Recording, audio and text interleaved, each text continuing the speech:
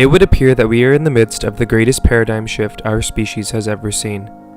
For the past 70 years, the subject of UFOs has been the subject of ridicule, and those who sought answers were made fun of and called crazy.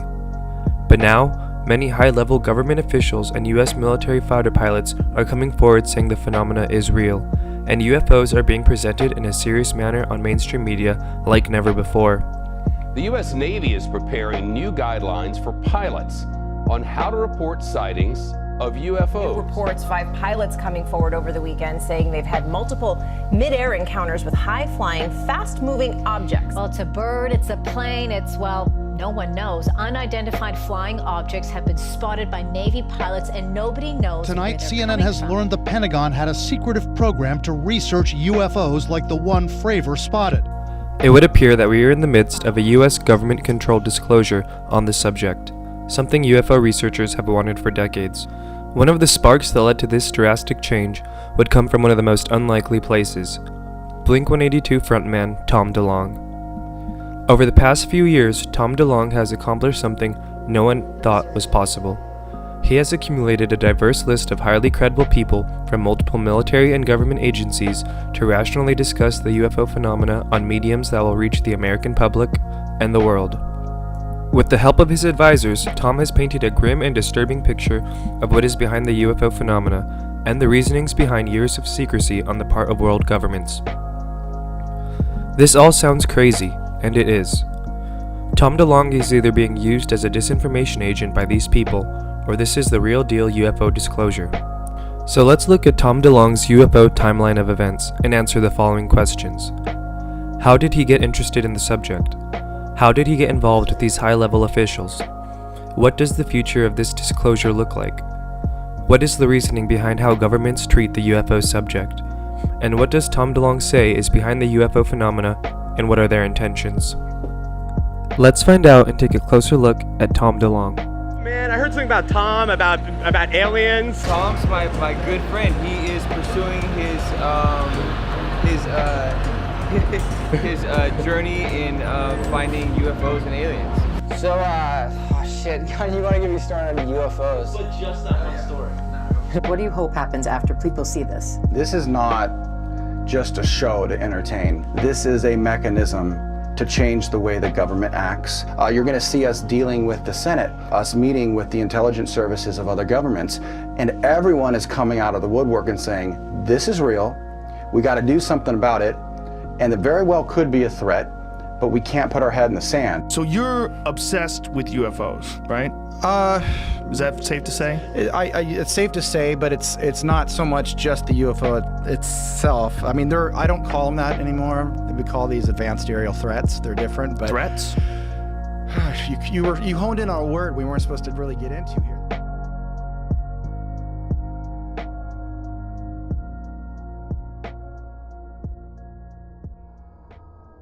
This video will be broken up into 2 parts.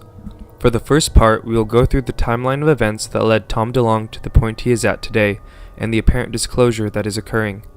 We will see how he got into the subject, who Tom's military and government advisors are, and how he accumulated them.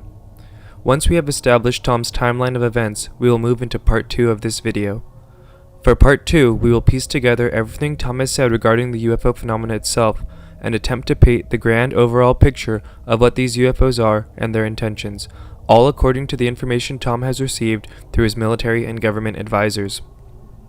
This second part is going to be very strange and disturbing, and if true, will challenge many of our perceptions of reality.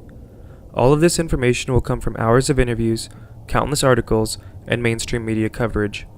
I hope that by presenting you the historical timeline of how Tom came to receive this information, and then presenting you with Tom's version of what the UFO phenomena is, you will feel adequately prepared to decide for yourself if this is a government disinformation operation, an actual paradigm-shifting UFO disclosure, or something in between. This is going to be weird. Let's begin.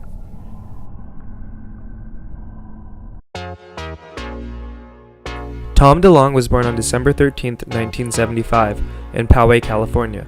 His father, Thomas DeLonge Sr., was an oil company executive, and his mother, Connie, a mortgage broker.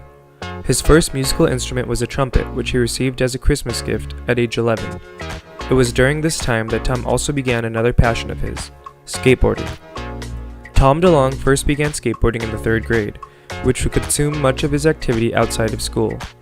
Tom says he lived, ate, and breathed skateboarding, and all he did all day long was skateboard.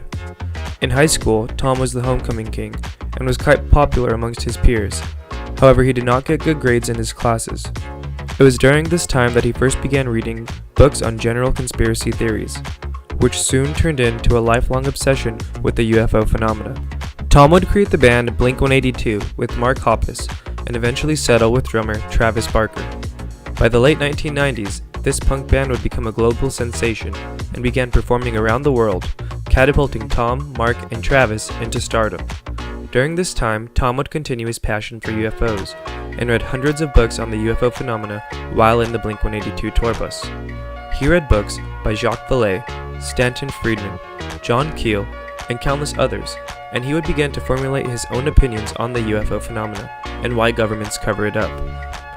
He would begin to think that the UFO phenomena was a little stranger than the typical green visitors from another planet that was popular in pop culture. For most of the early 2000s and early 2010s, Tom would continue to pursue music with Blink-182 and his new band, Angels and Airwaves, with small breaks here and there to spend time with his growing family. Tom DeLonge would maintain a keen interest in the UFO phenomena, and in 2014, Tom would claim to have his first encounter with the phenomena, which would lead him to choose to pursue UFOs full-time. He would go camping in Death Valley near a government official test site with a prominent unnamed ufologist who, according to Tom, claimed that UFOs would communicate through consciousness and not radio signals or wireless technology. This ufologist would claim to be able to make UFOs appear through meditation. I personally suspect that the ufologist Tom is referring to is Stephen Greer. Stephen Greer is responsible for the Disclosure Project of the early 2000s that collected many testimonials from former military and government officials who claimed truth behind the UFO phenomena. Later in his career, Stephen Greer would controversially begin claiming meditation as a method to communicate with UFOs through consciousness, claims similar to the ones made by Tom's unnamed ufologist. Regardless of who this unnamed ufologist was, Tom claimed that they began to meditate around their campsite for hours. Nothing seemed to happen, and the group went to sleep. Tom then claims that he woke up in the early morning, around 2 to 3 a.m., to the sound of hundreds of voices outside the tent, but he could tell there was no one there to be making the noises. A few of the other people in his camp group could also hear the same strange, paranormal sound of a chorus of voices. This brush with high strangeness would help convince Tom to take a break from music and do whatever he could to help bring the reality of the phenomena to the public.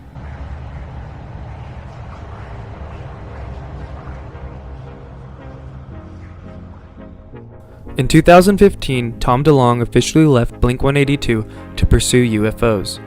Tom thought about ways that he could promote the reality of UFOs to the public.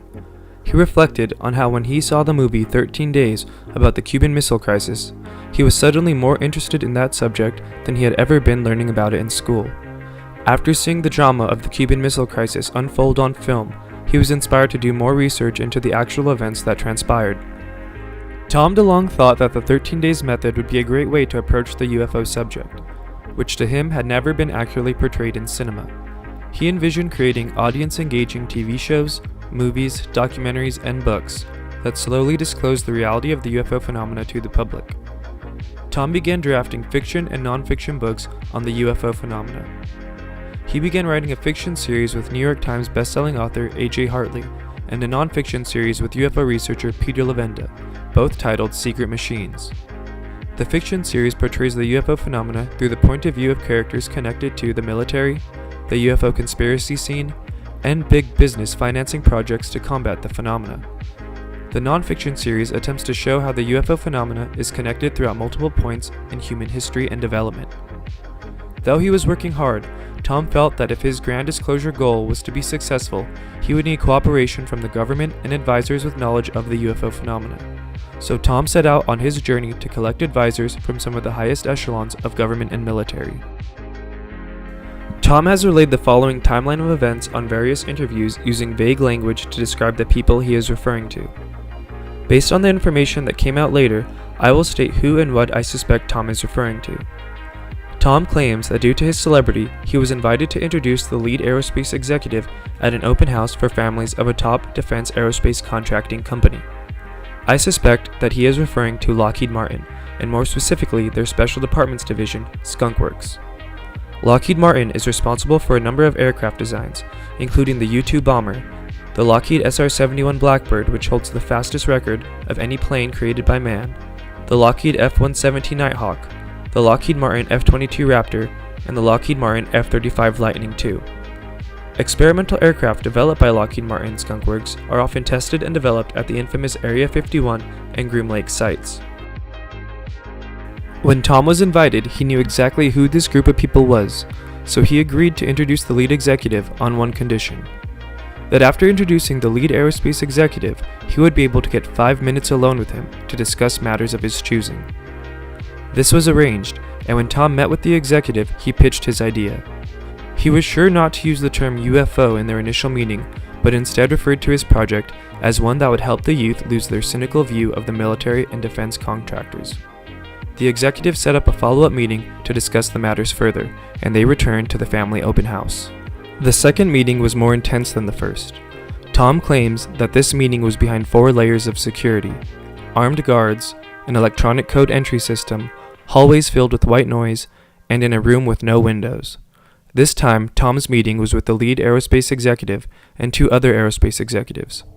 At first, he continued with his pitch of creating audience-engaging TV shows, movies, documentaries, and books, but now the goal was to help people lose their cynicism of military and defense contractors. As they were talking, one of the other executives asked Tom, "So what do you plan to do with all this conspiracy stuff that you're into?" Tom was shocked, and he tried to dodge the question, but the conversation led to UFOs. The lead executive said, "We cannot be involved in any type of project whatsoever that has this topic associated with it, specifically because there's never been any evidence whatsoever that this stuff even exists." The only thing Tom could think of saying was, "If Edgar Allan Mitchell, the 6th man to walk on the moon, is out telling every kid in the world that this topic is real, then we have a problem."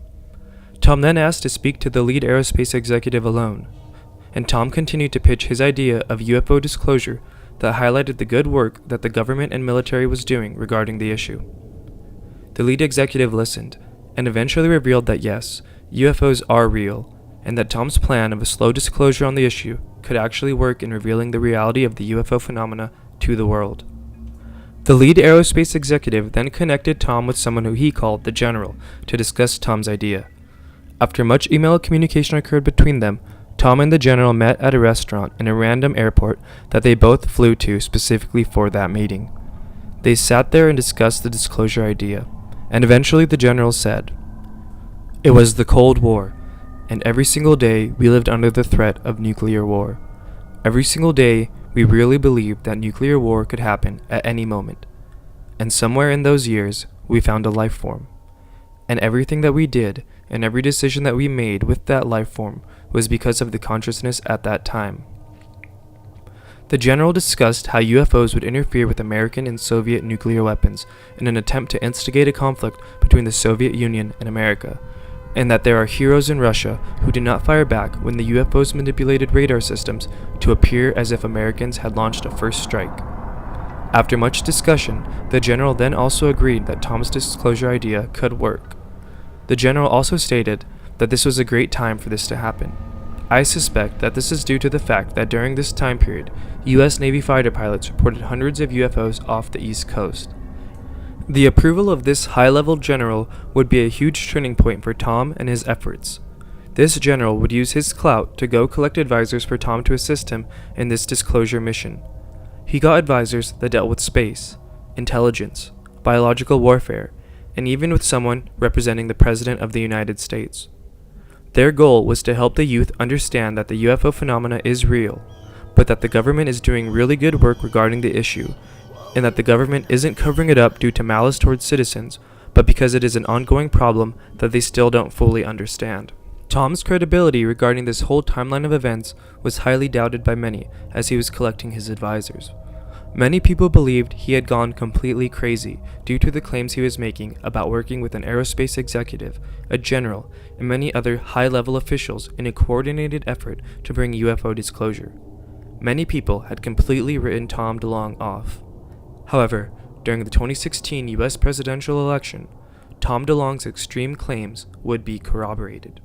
Taking the weekend to prepare for the final debate this Wednesday, but as she stepped out of the spotlight, WikiLeaks released another batch of emails. Good morning to you. The Clinton campaign calls this a crime reminiscent of Watergate, but worse. More than 1,900 emails. WikiLeaks released thousands of emails from the DNC, appearing to show new details now on that email hack at the DNC this morning. Saw the release of these 20,000 emails from WikiLeaks from the DNC. During the 2016 presidential election, WikiLeaks would publish thousands of emails from the Democratic National Committee, thought to be originally obtained by Russia. This dump caused quite a stir in the 2016 presidential election and the American political scene.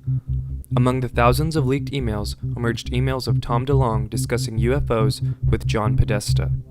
John Podesta was Bill Clinton's chief of staff, Barack Obama's senior counselor, and Hillary Clinton's campaign manager, heavily tied to the President of the United States. Upon leaving the Obama staff to join the Hillary Clinton campaign, John Podesta tweeted that his biggest failure was not securing the release of the UFO files. The emails between Tom DeLonge and John Podesta showed that Tom was indeed in contact with high-level officials regarding UFOs and disclosure. The emails discussed Tom's UFO disclosure idea and also showed that a meeting took place between Tom, John Podesta, and the following three high-level officials. Robert F. Weiss, who is the Executive Vice President and General Manager of Aeronautics Advanced Development Programs for Lockheed Martin Skunk Works. This is whom I suspect was the original executive from Lockheed Martin with whom Tom initially spoke, and who connected Tom with the General. Major General Michael J. Carey, who was the Special Assistant to the Commander of Air Force Space Command at Peterson Air Force Base in Colorado. Peterson Air Force Base is home to NORAD, the Space Command headquarters, and the United States Northern Command. And lastly, Major General Neil McCasland, who is the former head of the Foreign Technology Back Engineering Laboratory at Wright-Patterson Air Force Base. This is whom I suspect was the general that Tom met with at an airport and who collected Tom his advisors. Major General McCasland is responsible for managing the Air Force's $2.2 billion science and technology program. Wright-Patterson Air Force Base, the base where General McCasland oversaw, has a long history with the UFO phenomena, being the place that the infamous Project Blue Book was based out of, and where all of the Project Blue Book files are located. Wright-Patterson Air Force Base is also the place where the Army officially reported they took the crashed UFO wreckage from Roswell, New Mexico, before redacting their story and claiming it was a new weather balloon.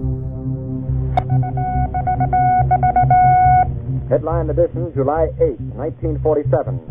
The Army Air Forces has announced that a flying disc has been found and is now in the possession of the Army. Army officers say the missile, found sometime last week, has been inspected at Roswell, New Mexico, and sent to Wright Field, Ohio, for further inspection. This leaked information provided much credibility to Tom's claims of working with government insiders towards UFO disclosure. These are not random government employees, but some of the highest-ranking government officials who of all people would have knowledge of UFOs. I recommend everyone reads these emails themselves. They can be found at wikileaks.org by searching DeLonge. Tom would take advice from his advisors, who instructed him on the UFO matters for his fiction and non-fiction book series, Secret Machines. The first fiction book, Secret Machines Chasing Shadows, was released on February 28, 2017. And the first non-fiction book, Secret Machines Gods, was released on March 7, 2017. During this time, Tom DeLonge began doing interviews on podcasts like Fade to Black, Coast to Coast, and The Linda Moulton Howe Show, discussing the UFO phenomena and his slow planned disclosure. Tom claims that in these interviews he said too much regarding the UFOs themselves, and his advisors told him to reel it in. From these interviews, we will get much of the information for part 2 of this video, which goes over the whole UFO overarching theory. Tom DeLonge created the company To the Stars Academy of Arts and Science to manage the UFO Disclosure Initiative, and on October 11, 2017, they held their launch press conference where we got to meet some of Tom DeLonge's other advisors who are willing to be publicly associated with this UFO disclosure mission. I recommend checking out my video on To the Stars Academy, where I go into greater detail about the resumes and credentials of all of the people on the main To the Stars team, but 5 of the heavy hitters are Chris Mellon, who was the Deputy Assistant Secretary of Defense for Intelligence from June 1998 to January 2002. Chris held this position during the Clinton administration, the Bush administration, and during 9/11. In addition, he's worked for many years on Capitol Hill as a minority staff director for Senator John D. Rockefeller IV of the Senate Select Committee on Intelligence. Jim Semivan, who retired as a senior intelligence officer for the Central Intelligence Agency, and who has claimed to have had an experience with the UFO phenomena in which an entity appeared in front of him and his wife. Steve Justice, who for 31 years was the program director for advanced systems from Lockheed Martin Skunk Works. I suspect Chris was one of the other executives from Lockheed Martin during Tom's second meeting with Robert F. Weiss, the executive vice president and general manager of Lockheed Martin Skunk Works. Dr. Hal Puthoff, who ran the CIA remote viewing program called Project Stargate for over 20 years. Remote viewing is the practice of seeking impressions about a distant or unseen target, purportedly using extrasensory perception or sensing with the mind, and the CIA attempted to use this to spy on American enemies. And lastly, Lou Elizondo, who ran the Pentagon program to research UFOs called the Advanced Aviation Threat Identification Program. Lou ran this program for years and retired in protest to join the team at To the Stars Academy of Arts and Science and their disclosure mission. 2 weeks after the To the Stars press conference, Tom DeLonge went on the Joe Rogan Show to discuss stating that the Pentagon has officially revealed the existence of a UFO investigation program called the Advanced Aviation Threat Identification Program. This was a complete reversal of the U.S. government's official stance on UFOs held since the end of Project Blue Book in the 1960s, that UFOs do not exist and that the government no longer studies them. Lou Elizondo, who ran that program, helped to declassify 3 tapes of UFO encounters filmed by Navy pilots, the first time in history that the U.S. government has officially approved the release of UFO videos for public consumption. During this time, Chris Mellon, Lou Elizondo, and retired Navy fighter pilot Commander David Fravor, whose UFO encounter was one of the 3 videos released, all went on mainstream media to discuss UFOs and the revelation of the Pentagon UFO program. All 3 men claimed that UFOs were not human craft and that they defied the laws of physics. Military pilots have seen at relatively close range objects, aircraft apparently doing things that aircraft we didn't think were able to do, and they've taken video of that. Is that true? That's true, although that's only part of the evidence. What's so compelling about the evidence is we have our finest military personnel and our most sophisticated sensors all corroborating. Commander David Fravor spent 18 years as a naval aviator, a pilot. In 2004, he had an unforgettable encounter with an aircraft he said was defying the laws of physics. So bottom line, what do you think this was? I believe, as do the other folks that were on the flight, that when we visually saw it, that it was something not from this world. When presumably you expressed that belief. Out front now, the former Pentagon military official who ran the covert government program up until this last November, Luis Elizondo. Luis, thank you so much for your time tonight. I mean, first, tell us what the purpose of the program was and why it was so secretive. Sure. The purpose of the program, Advanced Aerospace Threat Identification Program, was really designed to do just that. From a national security perspective, identify those things that we see, whether we see them electro-optically, we see them with radar, we see them as eyewitness reports, through a myriad of different ways and avenues that we receive the information, and try to ascertain and determine if that information is a potential threat to national security, in a nutshell. So what did you find? Well, we found a lot. People so do are you talking, think, I mean, I know, but do you believe, when you get that Navy pilot saying what he said, do you think that that was, a UFO? To obviously, I don't have any other word to use, or that, or something else? Sure, that's a great question. Keeping in mind, it's not just the pilot's testimony on an observation. Sure, when someone comes to you who's in charge of a multi-million-dollar weapon platform, who maintains a top secret security clearance, who is paid and trusted by this country to go fight wars and to fly over cities with live munitions, and by the way, they're trained observers with millions of dollars invested in their training. Yep. I would submit to you it's pretty compelling, but on top of that, it's not just the eyewitness testimony. It is actual electro-optical data and radar returns. It's also people like radar operators and air traffic controllers. So I think the discussion should be maybe a little bit broader than that. I think people are focusing just on 2 videos coming from a set of F-18s when really it's a lot more than that. So let me just ask you point blank the question. Do you believe that life from somewhere else, while you ran this program, came here, visited, observed? I will tell you unequivocally that through the observation, scientific methodologies that were applied to look at this phenomena, that these aircraft, we'll call them aircraft, are displaying characteristics that are not currently within the U.S. inventory, nor in any foreign inventory that we are aware of. So I know you're being clear, but I mean, the answer is yes. I can't speak on behalf of the government. Obviously, I'm not in the U.S. government anymore. My personal belief is that there is very compelling evidence that we may not be alone, whatever that means.